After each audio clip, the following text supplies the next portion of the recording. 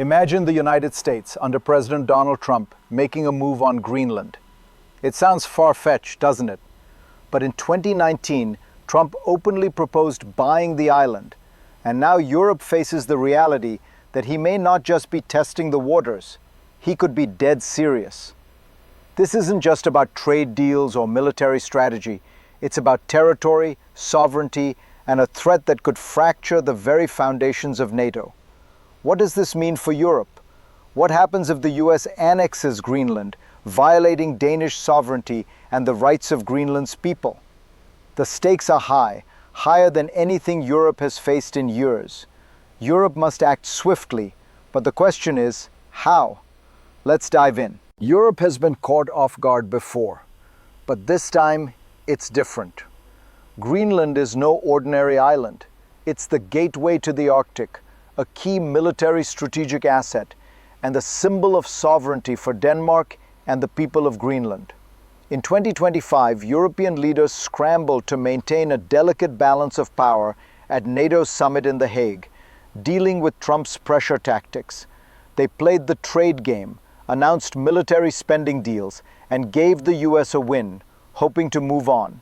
But now Greenland is no longer just a bargaining chip in a game of diplomacy. Trump's desire to take control isn't about military posturing, it's about annexation. For Europe, this is more than a political skirmish. It's a challenge to the very idea of NATO. If the US annexes a NATO member's territory, can the alliance truly be credible? Europe faces a dilemma that could reshape the future of the transatlantic relationship. How did it come to this? The relationship between the United States and Greenland isn't new.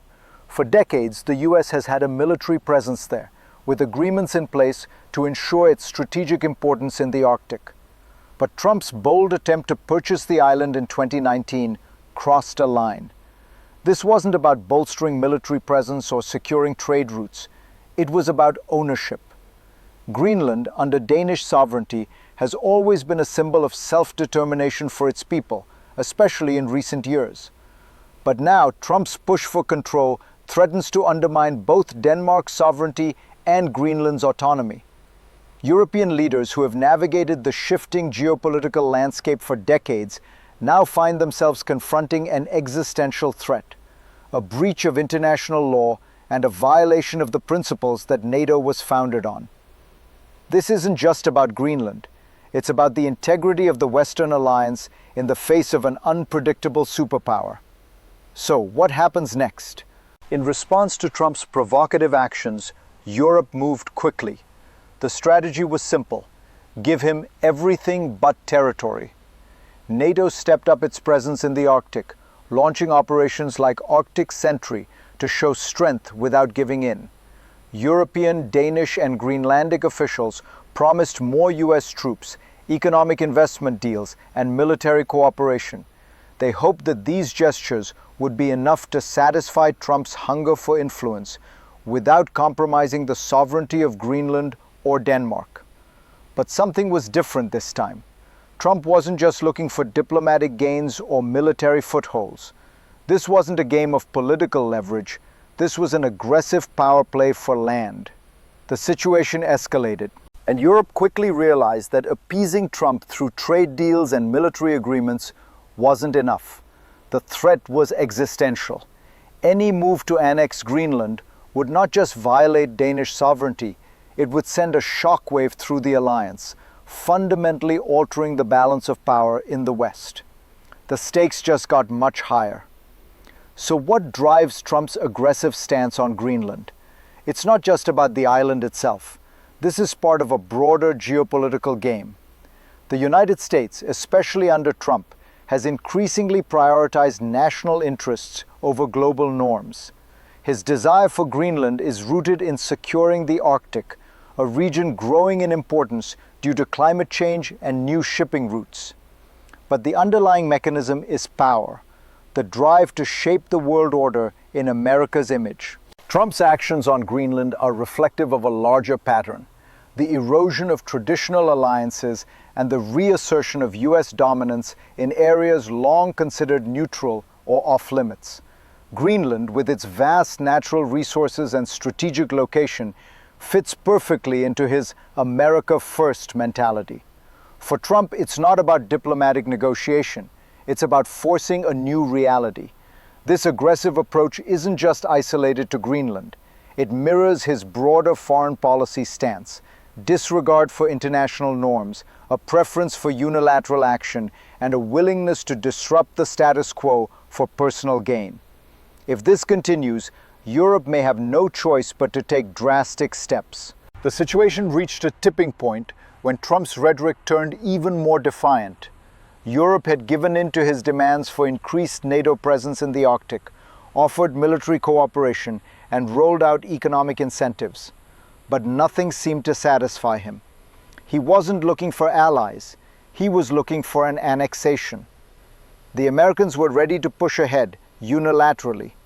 Europeans, however, weren't ready to back down. This wasn't just about military strategy anymore. It was about a direct challenge to Europe's values, sovereignty, international law, and the sanctity of NATO. Europe couldn't let this pass. If Trump annexed Greenland, it would undermine the foundation of NATO itself. If the US could violate Danish sovereignty, what would stop it from doing the same to any other NATO member? And so, Europe faced a decision: engage or resist. At the forefront were military and economic strategies aimed at deterring Trump's next move. France, Germany, and Sweden made bold moves by deploying a small contingent of troops to Greenland, signaling their readiness to stand firm. But everyone knew that military confrontation with the US would only end in disaster. The path forward was unclear, but the consequences of inaction were devastating. As Europe gears up for a diplomatic showdown with Trump, the real impact of his actions is being felt on the ground, in the lives of the people of Greenland. For decades, Greenland has been a land of self-determination, where the indigenous Inuit population has fought for autonomy and rights over their land. Trump's push for annexation threatens to strip away everything they've worked for. It's not just a political maneuver, it's an assault on their identity and their future. The people of Greenland are faced with the prospect of losing their sovereignty, forced to live under a foreign power that doesn't respect their self-determination. Europeans are acutely aware of this. French President Emmanuel Macron expressed the gravity of the situation, warning that the annexation of Greenland would not only have geopolitical consequences, it would also fracture the international community's commitment to human rights and self-determination. This is a fight for the future of the people of Greenland and for all of us. The ramifications of Trump's actions on Greenland stretch far beyond Europe. This isn't just a regional dispute, it's a global issue that will reverberate throughout international politics. NATO, already under strain due to Trump's unpredictable leadership, could fracture entirely. If the US annexes Greenland, it will signal to the world that international agreements, such as sovereignty and territorial integrity, mean little when American interests are at stake. But it doesn't stop there. The Arctic is rapidly becoming a focal point of geopolitical competition, with China, Russia, and other powers eyeing its resources and strategic significance. Trump's move on Greenland would invite further instability, igniting a new wave of tensions in the region. Russia would likely see it as an opportunity to expand its own presence, while China could use the situation to assert its growing influence over Arctic affairs. The potential fallout is immense. NATO's credibility will be in question. The US-Europe relationship could crumble, and a dangerous new geopolitical race could be set in motion. The entire global balance of power hangs in the balance. What does the future hold for Europe and the world in the wake of Trump's Greenland ambitions? There are three possible outcomes, each more dire than the last. The best-case scenario: Europe and the US find common ground. With continued diplomatic engagement and pressure from Congress, Trump might back down. Greenland remains under Danish sovereignty, NATO holds together, and global tensions ease. The Arctic remains a region of cooperation, and Europe can regain its footing in a newly reinforced alliance with the US. The middle ground, Europe.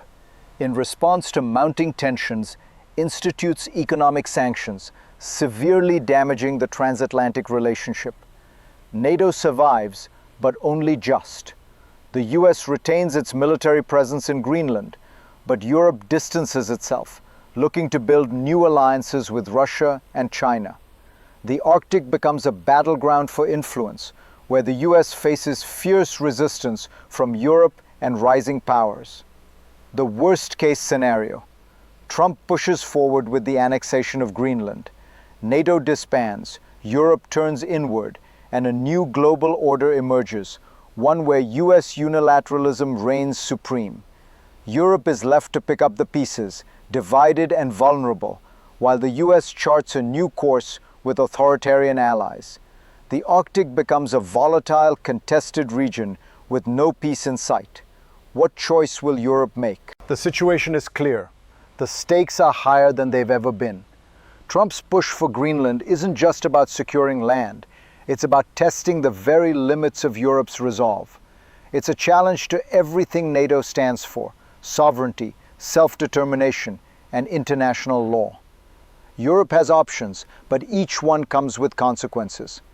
Whether they choose to engage with Trump diplomatically, resist his actions through sanctions, or face the unimaginable and break with the US, the future of the transatlantic alliance will never be the same. The world is watching, and what happens next will shape the course of history. The question is, will Europe unite in the face of this existential threat, or will it allow the foundation of NATO to crumble? The clock is ticking, and the time for action is now. Europe must act decisively before it's too late.